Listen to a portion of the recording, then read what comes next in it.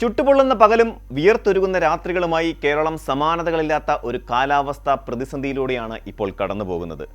അന്തരീക്ഷത്തിലെ ഉയർന്ന ഈർപ്പവും അസഹനീയമായ ചൂടും കാരണം വീടിനുള്ളിൽ വെറുതെ ഇരുന്നാൽ പോലും വിയർത്തൊലിക്കുന്ന അവസ്ഥയാണ്. ഫാനുകളും എയർ കണ്ടീഷനുകളും രാപ്പകൽ ഭേദമില്ലാതെ പ്രവർത്തിക്കുമ്പോൾ സംസ്ഥാനത്തെ വൈദ്യുതി ഉപഭോഗം സർവകാല റെക്കോർഡുകൾ ഭേദിച്ചുകൊണ്ടിരിക്കുന്നു. ഈ അമിത ഉപയോഗം സ്വാഭാവികമായും വൈദ്യുതി വിതരണ ശൃംഖലയെ ബാധിക്കുകയും ലോഡ് ഷെഡിങ്ങിലേക്കും അപ്രഖ്യാപിത പവർ കട്ടുകളിലേക്കും സംസ്ഥാനത്തെ തള്ളിവിടുകയും ചെയ്തിരിക്കുകയാണ്. വെറും 5 മിനിറ്റ് നേരം കറണ്ട് പോയാൽ പോലും വീടിനുള്ളിൽ ഇരിക്കാൻ കഴിയാത്ത ദുസ്സഹമായിരിക്കുന്നു ഇന്നത്തെ ജനജീവിതം.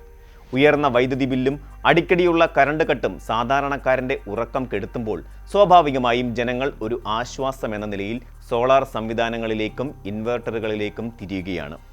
എന്നാൽ ഈ അവസരം മുതലെടുത്ത് നടക്കുന്ന കച്ചവടങ്ങളെയും അതിലെ ശരിതെറ്റുകളെയും കുറിച്ച് വളരെ ഗൗരവകരമായി ചിന്തിക്കേണ്ട സമയമാണിത്. ഒരു കാലത്ത് നമ്മുടെ നാട്ടിൻപുറങ്ങളിൽ കറണ്ട് പോയാൽ ഇരുട്ടകറ്റാൻ മണ്ണെണ്ണ വിളക്കുകളും പിന്നീട് വലിയ ബാറ്ററികളുള്ള ടോർച്ചുകളും എമർജൻസി ലൈറ്റുകളുമൊക്കെയായിരുന്നു ആശ്രയം. എന്നാൽ കാലം മാറിയതോടെ മൊബൈൽ ഫോണുകളിലെ ഫ്ലാഷ് ലൈറ്റുകൾ എമർജൻസി ലൈറ്റുകളുടെ സ്ഥാനം കൈയടക്കി. വെളിച്ചം എന്നതിനേക്കാൾ ചൂടിൽ നിന്നുള്ള ആശ്വാസമാണ് ഇന്നത്തെ പ്രധാന ആവശ്യം എന്നതുകൊണ്ട് തന്നെ പോർട്ടബിൾ എമർജൻസി ഫാനുകൾക്കാണ് ഇപ്പോൾ വിപണിയിൽ ഏറ്റവും കൂടുതൽ ആവശ്യക്കാരുള്ളത്. ജനങ്ങളുടെ ഈ ഗതികേട് കൃത്യമായി മനസ്സിലാക്കിയ കച്ചവടക്കാർ സോഷ്യൽ മീഡിയയെയാണ് ഇപ്പോൾ തങ്ങളുടെ പ്രധാന വിപണന കേന്ദ്രമാക്കി മാറ്റിയിരിക്കുന്നത്. ഫേസ്ബുക്കിലോ ഇൻസ്റ്റാഗ്രാമിലോ അല്ലെങ്കിൽ യൂട്യൂബിലോ കയറിയാൽ കാണുന്ന റീൽസുകളിൽ ഭൂരിഭാഗവും ഇപ്പോൾ ഇൻവെർട്ടറുകളുടെയും പോർട്ടബിൾ ഫാനുകളുടെയും സോളാർ പാനലുകളുടെയും എല്ലാം പരസ്യങ്ങളാണ്. ഇൻഫ്ലുവൻസർമാർ എന്ന് വിളിക്കപ്പെടുന്ന സമൂഹ മാധ്യമ താരങ്ങളെ ഉപയോഗിച്ച് വലിയ വാഗ്ദാനങ്ങൾ നൽകിയാണ് തദ്ദേശീയവും അല്ലാത്തതുമായ പല പുതിയ കമ്പനികളും തങ്ങളുടെ ഉൽപ്പന്നങ്ങൾ ജനങ്ങളുടെ തലയിൽ കെട്ടിവെക്കാൻ ശ്രമിക്കുന്നത്. യാതൊരു ഗുണനിലവാര പരിശോധനയും ഇല്ലാത്ത ഇത്തരം ഉൽപ്പന്നങ്ങൾ കാണുമ്പോൾ തന്നെ വാങ്ങാൻ പ്രേരിപ്പിക്കുന്ന തരത്തിലുള്ള അതിശയോക്തി കലർന്ന പരസ്യങ്ങളാണ് ഇവർ പടച്ചുവിടുന്നത്. ഇൻവെർട്ടറോ സോളാർ സംവിധാനമോ വാങ്ങാൻ തീരുമാനിക്കുന്നതിന് മുമ്പ് നാം ആദ്യം തിരിച്ചറിയേണ്ടത് ഇതൊരു താൽക്കാലിക ആവശ്യമല്ല, മറിച്ച് ദീർഘകാലത്തേക്കുള്ള ഒരു നിക്ഷേപമാണ് എന്നതാണ്. കടുത്ത വേനൽക്കാലത്ത് കറണ്ട് പോകുമ്പോൾ ഫാൻ കറങ്ങാൻ വേണ്ടി മാത്രം തിടുക്കത്തിൽ പോയി ഒരു ഇൻവെർട്ടർ വാങ്ങുന്നത് ബുദ്ധിശൂന്യതയാണ്. വേനൽക്കാലം കഴിഞ്ഞാൽ മഴക്കാലവും മഞ്ഞുകാലവും വരും. അപ്പോൾ ഈ ഉപകരണങ്ങളുടെ ഉപയോഗം എന്തായിരിക്കും എന്ന് മുൻകൂട്ടി കാണണം. ചൂടുകാലത്തെ പരിഭ്രാന്തിയിൽ ഒരു ഉപകരണവും വാങ്ങരുത്. പകരം നിങ്ങളുടെ വീടിൻ്റെ യഥാർത്ഥ ആവശ്യം എന്താണെന്ന് കൃത്യമായി പഠിക്കുകയും വിലയിരുത്തുകയും വേണം. ഒരു വീട്ടിലെ വൈദ്യുതി ഉപയോഗം എത്രയാണെന്ന് മനസ്സിലാക്കുകയാണ് ആദ്യപടി. എത്ര ഫാനുകൾ, ലൈറ്റുകൾ, ടെലിവിഷൻ, കമ്പ്യൂട്ടർ, റെഫ്രിജറേറ്റർ തുടങ്ങിയവ ഒരേ സമയം പ്രവർത്തിപ്പിക്കണം എന്നതിനെ ആശ്രയിച്ചായിരിക്കണം ഇൻവെർട്ടറിൻ്റെയും ബാറ്ററിയുടെയും ശേഷി തീരുമാനിക്കേണ്ടത്. സോളാർ പാനലുകൾ സ്ഥാപിക്കുന്ന കാര്യത്തിലും ഈ മുൻകരുതലുകൾ അത്യാവശ്യമാണ്. വെറുതെ കുറച്ച് പാനലുകൾ മേൽക്കൂരയിൽ വെച്ചതുകൊണ്ട് മാത്രം കാര്യമായില്ല. സോളാർ സംവിധാനങ്ങൾ പ്രധാനമായും on grid, off grid, hybrid എന്നിങ്ങനെ 3 തരത്തിലുണ്ട്. ഇതിൽ ഏതാണ് നിങ്ങളുടെ വീടിന് ഏറ്റവും അനുയോജ്യം എന്ന് തീരുമാനിക്കാൻ വിദഗ്ധരുടെ സഹായം തേടേണ്ടതുണ്ട്.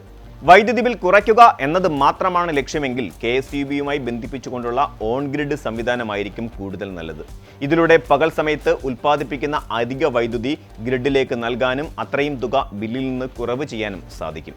എന്നാൽ അടിക്കടി കറണ്ട് പോകുന്ന സ്ഥലങ്ങളിൽ പവർ ബാക്കപ്പ് കൂടി ആവശ്യമുണ്ടെങ്കിൽ ബാറ്ററികൾ ഉൾപ്പെടുന്ന ഹൈബ്രിഡ് അല്ലെങ്കിൽ ഓഫ് ഗ്രിഡ് സംവിധാനങ്ങൾ അതുതന്നെ തിരഞ്ഞെടുക്കേണ്ടി വരും. ഭാവി ആവശ്യങ്ങളെ മുന്നിൽ കണ്ടുകൊണ്ടുള്ള തീരുമാനങ്ങൾ ഇത്തരം വലിയ നിക്ഷേപങ്ങളിൽ വളരെ നിർണായകമാണ്. ഉദാഹരണത്തിന് വരും കാലങ്ങളിൽ ഇലക്ട്രിക് വാഹനങ്ങൾ നമ്മുടെ നിരത്തുകൾ കീഴടക്കും എന്നത് ഒരു യാഥാർത്ഥ്യമാണ്. അടുത്ത 1-2 വർഷത്തിനുള്ളിൽ ഒരു ഇലക്ട്രിക് കാറോ അല്ലെങ്കിൽ സ്കൂട്ടറോ വാങ്ങാൻ നിങ്ങൾ ഉദ്ദേശിക്കുന്നുണ്ടെങ്കിൽ ആ വാഹനം ചാർജ് ചെയ്യാനുള്ള വൈദ്യുതി കൂടി ഉൽപ്പാദിപ്പിക്കാൻ ശേഷിയുള്ള സോളാർ സംവിധാനം ഇപ്പോൾ തന്നെ സ്ഥാപിക്കുന്നത് വലിയ സാമ്പത്തിക ലാഭമുണ്ടാക്കും. അല്ലാതെ ഇപ്പോൾ ചെറിയൊരു സോളാർ വെക്കുകയും പിന്നീട് വാഹനം വാങ്ങുമ്പോൾ വീണ്ടും പണം മുടക്കി അതിൻ്റെ ശേഷി വർദ്ധിപ്പിക്കാൻ ശ്രമിക്കുകയും ചെയ്യുന്നത് ഇരട്ടി ചിലവിന് കാരണമാകും. അതിനാൽ നിലവിലെ ഉപഭോഗത്തിനൊപ്പം ഭാവിയിലെ വർധനവ് കൂടി കണക്കാക്കി വേണം പാനലുകളുടെയും ഇൻവെർട്ടറുകളുടെയും കപ്പാസിറ്റി നിശ്ചയിക്കാൻ. സോഷ്യൽ മീഡിയ പരസ്യങ്ങളിൽ കാണുന്ന ആകർഷകമായ ഓഫറുകളിൽ വീഴാതിരിക്കുക എന്നതാണ് മറ്റൊരു പ്രധാന കാര്യം. ബ്രാൻഡഡ് അല്ലാത്തതും കേട്ടുകേഴ്വിയില്ലാത്തതുമായ കമ്പനികളുടെ ഉൽപ്പന്നങ്ങൾ വാങ്ങുമ്പോൾ അതിൻ്റെ സർവീസും സ്പെയർ പാർട്സുകളും ഭാവിയിൽ ലഭിക്കുമോ എന്ന് ഉറപ്പുവരുത്തേണ്ടതുണ്ട്. പലപ്പോഴും ഇത്തരം പ്രാദേശിക അസംബ്ലിംഗ് യൂണിറ്റുകൾ വിൽക്കുന്ന ഉൽപ്പന്നങ്ങൾക്ക് 1 വർഷത്തെ ഗ്യാരണ്ടി നൽകുമെങ്കിലും ഏതെങ്കിലും തകരാർ വന്നാൽ നന്നാക്കാൻ ആളില്ലാത്ത അവസ്ഥയുണ്ടാകാറുണ്ട്. കേടായാൽ ഉപയോഗശൂന്യമായി മൂലയ്ക്ക് വെക്കേണ്ടി വരുന്ന ഇലക്ട്രോണിക് മാലിന്യങ്ങൾ പണം കൊടുത്ത് വാങ്ങുന്നതിന് തുല്യമാണിത്. മികച്ച ആഫ്റ്റർ സെയിൽ സർവീസുള്ള, വിപണിയിൽ വിശ്വാസ്യതയുള്ള ബ്രാൻഡുകൾ തിരഞ്ഞെടുക്കുന്നത് ഭാവിയിൽ വലിയ തലവേദനകൾ ഒഴിവാക്കാൻ സഹായിക്കും. ബാറ്ററികളുടെ കാര്യത്തിലും ഈ ശ്രദ്ധ വേണം. പഴയകാല ലെഡ് ആസിഡ് ബാറ്ററികൾക്ക് പകരം കൂടുതൽ കാലം ഈടുനിൽക്കുന്നതും പരിപാലനം ആവശ്യമില്ലാത്തതുമായ ആധുനിക ലിഥിയം അയൺ ബാറ്ററികൾ ഇപ്പോൾ ലഭ്യമാണ്. വില കുറവാണെന്ന് കരുതി പഴയ സാങ്കേതിക വിദ്യ തിരഞ്ഞെടുക്കാതെ ദീർഘകാലാടിസ്ഥാനത്തിൽ ലാഭകരമായ പുതിയ സംവിധാനങ്ങൾ തിരഞ്ഞെടുക്കാൻ ശ്രദ്ധിക്കണം. ചുരുക്കത്തിൽ, അസഹനീയമായ ഈ കാലാവസ്ഥയും ഭരണകൂടത്തിന്റെ ഭാഗത്തു നിന്നുള്ള വൈദ്യുതി വിതരണത്തിലെ പാളിച്ചകളും നമ്മെ പലപ്പോഴും പെട്ടെന്നുള്ള തീരുമാനങ്ങളിലേക്ക് തള്ളിവിട്ടേക്കാം.